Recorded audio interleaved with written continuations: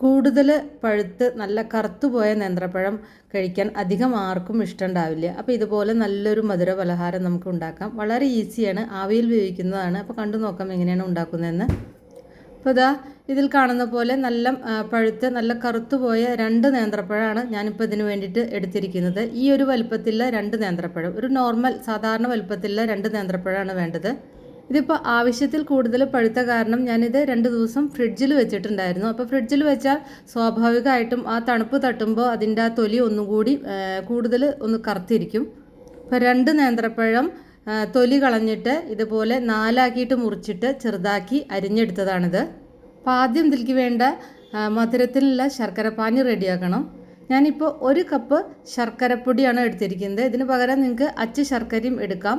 ഏതാണ്ട് ഒരു 200 ഗ്രാമിൻ്റെ അടുത്ത് വെച്ചിട്ടൊക്കെ എടുത്താൽ മതിയാവും. ഇപ്പോൾ ശർക്കരയുടെ മധുരം എന്ന് പറഞ്ഞാൽ പഴത്തിൻ്റെ മധുരത്തിനനുസരിച്ച് എടുത്താലും മതി കേട്ടോ. ഇതിപ്പോൾ ഒരു 3/4 കപ്പ് ശർക്കര എടുത്താലും മതിയാവും. അധികം മധുരം വേണ്ട എന്നുണ്ടെങ്കിൽ 3/4 കപ്പ് ശർക്കര എടുത്താൽ മതി. ഞാനിപ്പോൾ 1 കപ്പ് ശർക്കര എടുത്തിട്ടുണ്ട്. അപ്പോൾ മധുരത്തിനനുസരിച്ച് നിങ്ങൾക്ക് ശർക്കരയുടെ അളവ് കൂട്ടിയോ കുറച്ചൊക്കെ എടുക്കാവുന്നതാണ്.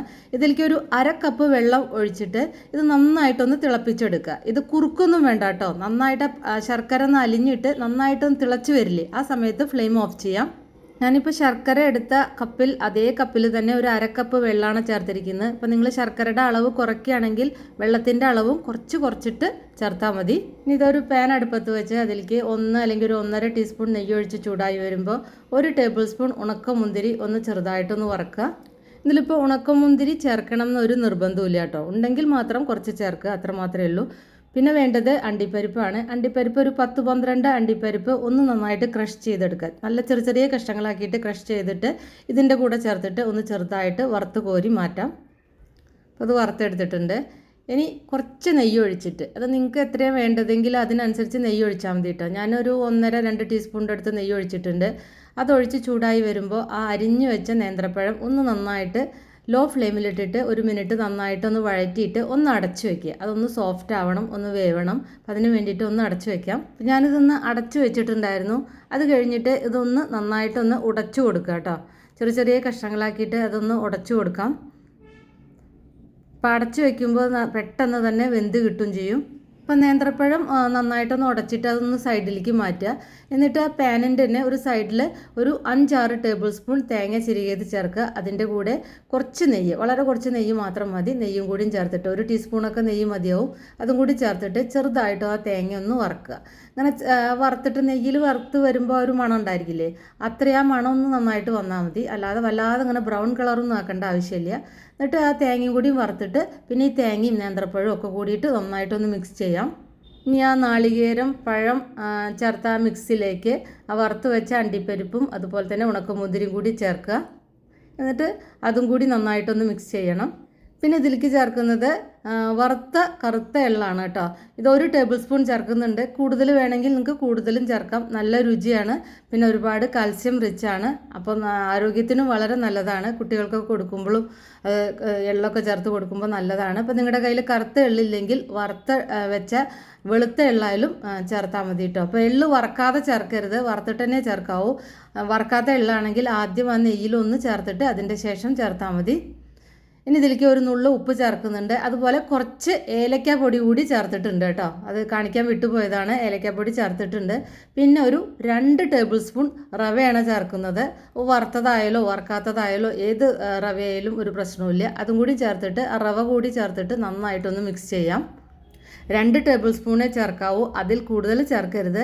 ഇത് ഉണ്ടാക്കുമ്പോൾ ശരിക്കും ആ നേന്ത്രപ്പഴത്തിൻ്റെ ആ രുചിയാണ് മുന്നിട്ട് നിൽക്കേണ്ടത്. അപ്പോൾ ബാക്കി ഇൻഗ്രീഡിയൻസൊക്കെ അതിനനുസരിച്ച് മാത്രമേ ചേർക്കാവൂ. ഇനിയിപ്പോൾ ആ ശർക്കരപ്പാനി ഇതിലേക്ക് ചേർത്തിട്ട് നന്നായിട്ടൊന്ന് മിക്സ് ചെയ്യുക. ഫ്ലെയിം ഒന്ന് കൂട്ടി വയ്ക്കുക. അപ്പോൾ അത് നന്നായിട്ടൊന്ന് തിള വരാൻ തുടങ്ങും.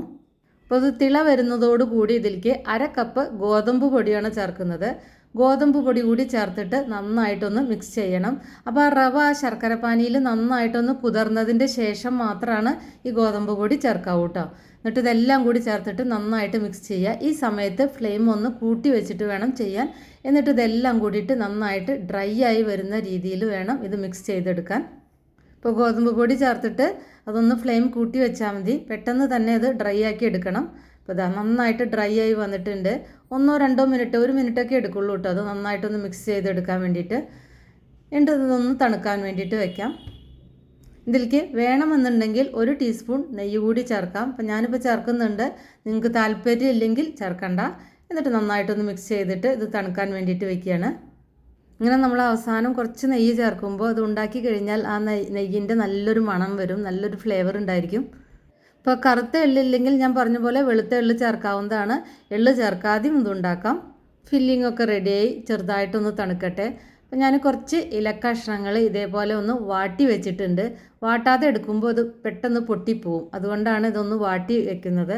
എന്നിട്ട് ഇതേപോലെ ഇതിൽ കാണുന്ന പോലെ ഇതേ ഒരു ഷേപ്പിലാക്കുക. നമ്മൾ അപ്പമൊക്കെ ഉണ്ടാക്കുന്ന പോലെ തന്നെ, സാധാരണ നമ്മൾ ചക്കൊക്കെ വെച്ചിട്ടുള്ള അപ്പം ഉണ്ടാക്കില്ലേ അതുപോലെ തന്നെ. എന്നിട്ട് കുറച്ച് ഫില്ലിങ് എത്രയാണ് നമുക്ക് വേണ്ടതെങ്കിൽ അതിനനുസരിച്ച് ഒരു 2 സ്പൂൺ ഫില്ലിങ് ഇതിലേക്ക് വെക്കാം. എന്നിട്ടൊന്ന് പ്രസ് ചെയ്തിട്ട് ഇതൊന്ന് മടക്കിയെടുത്താൽ മാത്രം മതി. ഇതിൽ കാണുന്ന പോലെ മടക്കിയെടുത്താൽ മതി. പിന്നെ ഇതുപോലെ തന്നെ മടക്കണം അങ്ങനെയൊന്നുമില്ല, നമുക്കറിയുന്ന രീതിയിൽ ഇലയിൽ വെച്ചിട്ട് മടക്കാം, അത്രയേ ഉള്ളൂ. കാരണം ഇത് അത്ര ഒരു ലിക്വിഡ് പോലെയൊന്നല്ലല്ലോ, ഇത് കുറച്ച് സോളിഡ് ആയിട്ടല്ലേ. അപ്പോൾ ഏത് രീതിയിൽ ഇലയിൽ വെച്ചിട്ട് മടക്കിയാലും ഇത് നമുക്ക് ഉണ്ടാക്കാവുന്നതാണ്. അതുമല്ലെങ്കിൽ കുറച്ചും കൂടി ഈസി ആയിട്ട് ഇതേപോലെ കുറച്ച് ഇലയിൽ വെച്ചിട്ട് ജസ്റ്റ് ഒന്ന് നമ്മൾ പൊതിഞ്ഞെടുത്താലും മതി. അങ്ങനെ ചെയ്യുമ്പോഴും ഒന്ന് നന്നായിട്ട് പൊതിഞ്ഞെടുത്തതിൻ്റെ ശേഷം ഒന്ന് കൈകൊണ്ട് നന്നായിട്ടൊന്ന് പ്രസ് ചെയ്ത് കൊടുക്കണം. അപ്പോൾ ബാക്കിയെല്ലാം ഇതുപോലെ തന്നെ റെഡിയാക്കി എടുക്കുക. എന്നിട്ട് പെട്ടെന്ന് തന്നെ ഇത് ആവിയിൽ വേവിക്കാം. ഇപ്പോൾ ഇത് സ്റ്റീമർ വെച്ചിട്ടുണ്ട്, അതിൽ താഴെ വെള്ളം ഒഴിച്ച് നന്നായിട്ട് തിള വരുമ്പോൾ ആവി വരാൻ തുടങ്ങുമ്പോൾ ഇത് ഓരോന്നായിട്ട് ഇതിലേക്ക് വെച്ച് കൊടുക്കാം. എന്നിട്ട് ഇത് അടച്ചു വെച്ച് ഫുൾ ഫ്ലെയിമിൽ പുറത്തേക്ക് നന്നായിട്ട് ആവി വരാൻ തുടങ്ങുമ്പോൾ ഫ്ലെയിം കുറച്ച് വെച്ചിട്ട് ഒരു 20-25 മിനിറ്റ് വരെ നന്നായിട്ടൊന്ന് വേവിച്ചെടുക്കാം. അപ്പോൾ ഇത് നന്നായിട്ടൊന്ന് തണുത്ത് വന്നിട്ടുണ്ട്. അപ്പോൾ ഇത് ഇലയിൽ നിന്ന് മാറ്റാം. കണ്ടില്ലേ, നല്ല കാണാനും നല്ല ഭംഗിയാണ്, അതുപോലെ തന്നെ കഴിക്കാനും നല്ല ടേസ്റ്റാണ്. അണ്ടിപ്പരിപ്പിൻ ചെറുതായിട്ടൊരു ബൈറ്റ് കിട്ടും, അതുപോലെ തന്നെ ആ എള്ളിൻ്റെ ഫ്ലേവറും എല്ലാം ഉണ്ട് അതിന്. ഇപ്പോൾ എള്ളില്ലെങ്കിൽ എള്ളില്ലാതെ വെച്ചിട്ടും നിങ്ങൾക്ക് ഇത് ഉണ്ടാക്കാം കേട്ടോ. അപ്പോൾ നല്ല സൂപ്പർ ടേസ്റ്റാണ്, പെട്ടെന്ന് ഉണ്ടാക്കിയെടുക്കാം. അപ്പോൾ അങ്ങനെ വല്ലാതെ പഴം കറുത്ത് പോയാലൊക്കെ പഴം കളയണ്ട. ഇപ്പോൾ പഴം കറുത്ത് പോകണം എന്നില്ല കേട്ടോ, നല്ല പഴുത്ത പഴമൊക്കെ ഉണ്ടെങ്കിൽ നിങ്ങൾക്കിത് ഇത് വെച്ചിട്ട് ഉണ്ടാക്കാവുന്നതാണ്. ഒരു 14-15 എണ്ണം ഉണ്ടാക്കാം. അപ്പോൾ വീഡിയോ ഇഷ്ടമായാൽ ഒന്ന് ഷെയർ ചെയ്യണേ. Thank you.